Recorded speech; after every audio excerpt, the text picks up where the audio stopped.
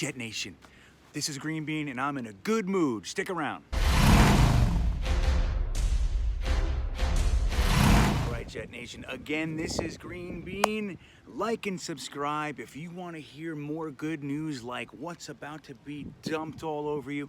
I am so happy. For some reason, I can't get the song Ding Dong, the witch is dead. I can't get it out of my head this entire week. I know Trevor Lawrence is out. We're not going to get him unless the second part of this video comes true. I'll get to that in a minute. But our ability to have control over our destiny in the draft is gone. I'm fat and can't breathe. But that's irrelevant. I'm still in a good mood. So the dream is dead, man. The dream is dead. We were counting on 0-16 actually happening for us. In our hearts, we knew. It's one of the hardest things to accomplish in the NFL. More teams have been 14-2, more teams have been 15-1 than have been 0-16. That's how hard it really is to accomplish, and for some reason, us Jets fans, we actually thought it was going to be our reality. We should have known. And in the truth, in truth, we did. We knew. So it's gone, guys. It's officially over. It's in our past. We have to deal with it. But then why the hell is this such a good week? Why? How could this be that we're having such a good week? Most of the Jets fans I talk to, yes, the Trevor Lawrence piece is there, but it's already being swallowed up like so many ocean surfs. Every wave just washes it clean. The Trevor Lawrence thing last week was the biggest thing. We were all pissed off, we're all aggravated, and already this week, in mere days, it's already gone, pushed aside by the news.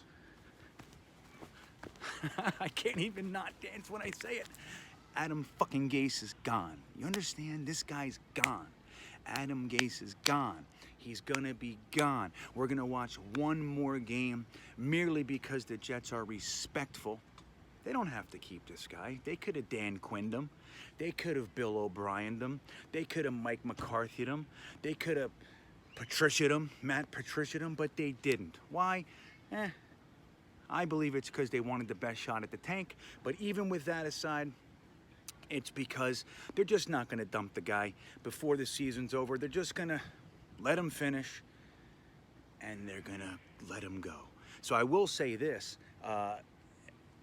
We're doing a live stream, our last 2020 live stream for, games, for live for the game this week. And we're just going to sit there together and wait till the news comes. If it's 2 hours, if it's 20 minutes, if it's 4 hours, we're just going to sit there and talk about our feelings and wait till the news comes.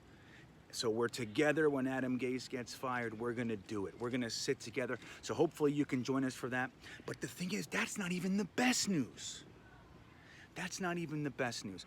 The best news is that we're about to see the keys. Do I have keys? I don't have any keys. I wanted to have keys.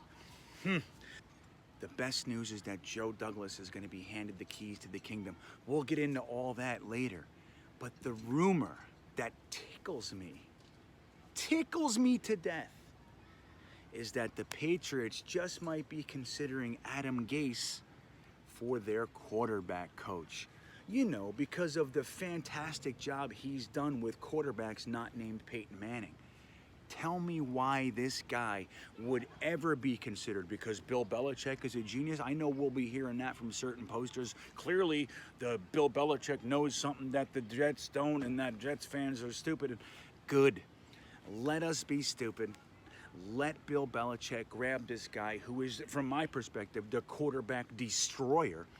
Let them bring him up to New England and let him do whatever he does to their quarterbacks. I don't care. I know it's a big thing in JetNation to be afraid that whoever we cut, the Patriots are going to scoop them up. Whatever coach we let go, the Patriots are going to scoop them up. Remember when we thought Rex Ryan was going to be over there? It's like, it just never stops. Whoever we cut, we're always afraid that Bill Belichick is going to scoop them up and make them great. It rarely happens. Remember David Harris, remember Sean Ellis. It just goes on and on and on and on and on. When it does happen, never works. The only time it kind of worked was Darrelle Revis. He had a poor season up there, but they did win the Super Bowl, so we'll give him that. But it wasn't Revis that did it. Let them hire Adam Gase. That tickles me, and the only thing that's better than that is that he's not going to be with the Jets. But if he's not going to be with the Jets and be with the Patriots, what could be better? Let him chew up their quarterbacks, man. I don't care. I think it's better news than if that weren't to take place. There was even talk that if Josh McDaniels gets taken as a head coach somewhere, Bill Belichick might even be interested in Adam Gase being his offensive coordinator. Are you kidding me?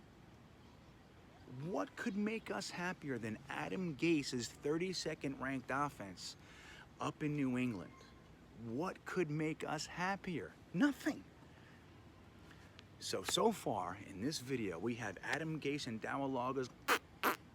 We have that going on. We have Joe Douglas handed the imaginary keys to the imaginary Jets kingdom. Yeah, we have that going on. A new head coaching search is coming, all that kind of stuff. When Joe Douglas is handed the keys, we don't have to worry about Chris Johnson accepting phone calls from former NFL greats, telling him which coach to hire. Are you kidding? That's going to be gone. Great news. But Adam Gase going to New England just might be the best news of all of it. As long as he's not with the Jets, I couldn't imagine a better scenario than Adam Gase, quarterback coach of the New England Patriots. I don't know how. Bill Belichick must be going senile. It's his first year not in the playoffs, and he's just kind of looking around like, I don't know what to do without Tom Brady anymore. The Patriots fan sees this. What if a Patriot fan sees this? That was a good question by my little daughter. Here's what I have to say to that question of what if a Patriots fan sees this? She's all nervous. Here's what I have to say to that. Good. What if a Patriots fan sees this? They're going to want a hug. They don't want Adam Gase. Believe me when I tell you. Sure, they trust Bill Belichick, and they'll start that whole way of thinking like, well, maybe he knows something that the Jets, blah blah blah blah blah. Let them think it. No Patriot fan in their right mind would be happy upon hearing that news. They'd be finding reasons to like it, just like we have for so many Jets decisions over the past 30 years. Don't walk in the video. Get out. Oh, okay. No. I'm sorry. It's a good question, though. Very good question. It was. So here's the second half of the video, or the second piece. There's another rumor out there that makes me want to do the Irish jig. Have you heard this rumor? That the Jaguars' interim general manager, who they are thinking is going to take on the full-time role of general manager, he's lobbying for someone that could throw a stick in the spokes of the whole assumption machine around the NFL, okay? What's the assumption? The assumption is Trevor Lawrence is going first overall to whoever has the pick, right? That's the assumption machine. Very good assumptions, very strong. And I still think that he will go first overall. But it might not look how you think it looks, because the Jaguars happen to be very interested in hiring none other than Urban Meyer, who just might be tired of the recruiting process in the college ranks. And if Urban Meyer comes to the Jaguars, it just so happens that the thought is he actually wants to bring Justin Fields to the Jaguars, not Trevor Lawrence.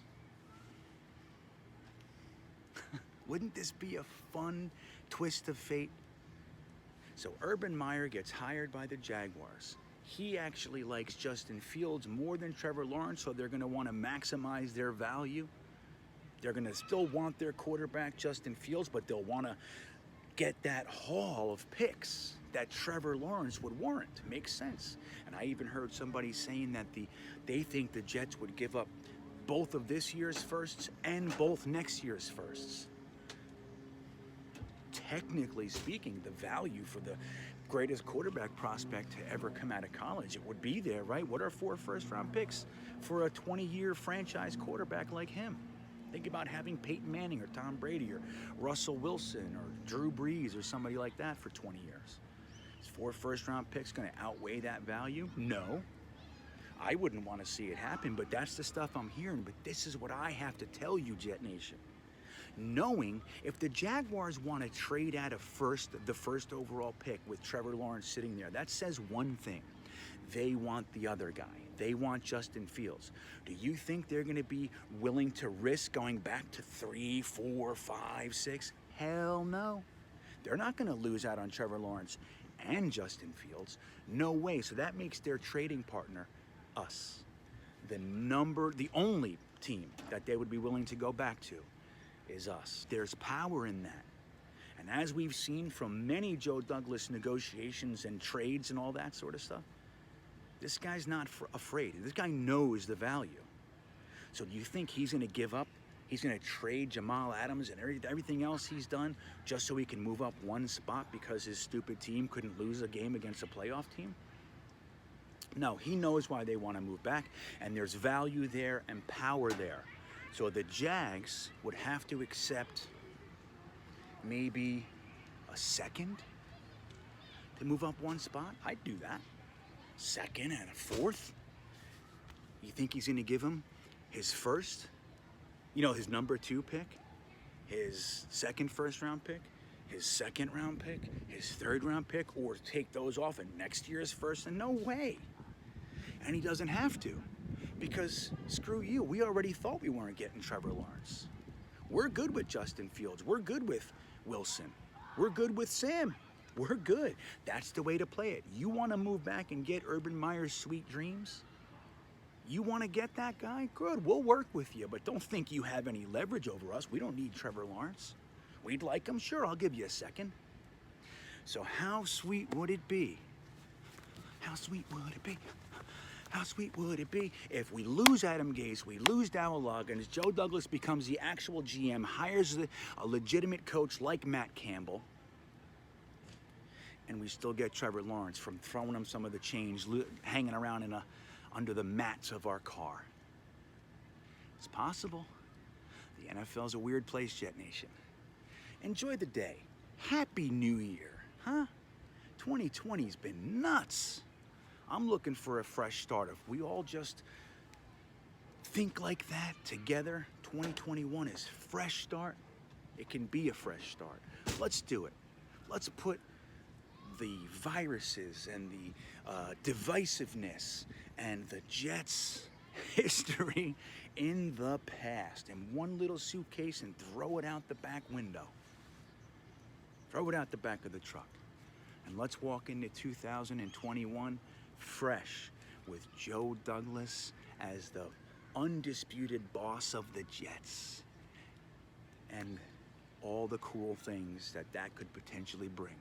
Happy New Year, everybody. Don't forget to like and subscribe. Head over to my other YouTube page, GreenBean Jets Fan, 2 words, GreenBean Jets Fan. My Instagram, GreenBean the Jets Fan. My Twitter, Being the Jets Fan. And don't forget, of course, like and subscribe right here. Hit the bell. You'll be notified every time we release a video. Our podcasts on JetNation with Glenn and Alex. The On the Road with GreenBean videos and everything else that we do. It's about to get nuts in this piece, and JetNation is going to be the center of all of it. With that said, Happy New Year. Go Jets.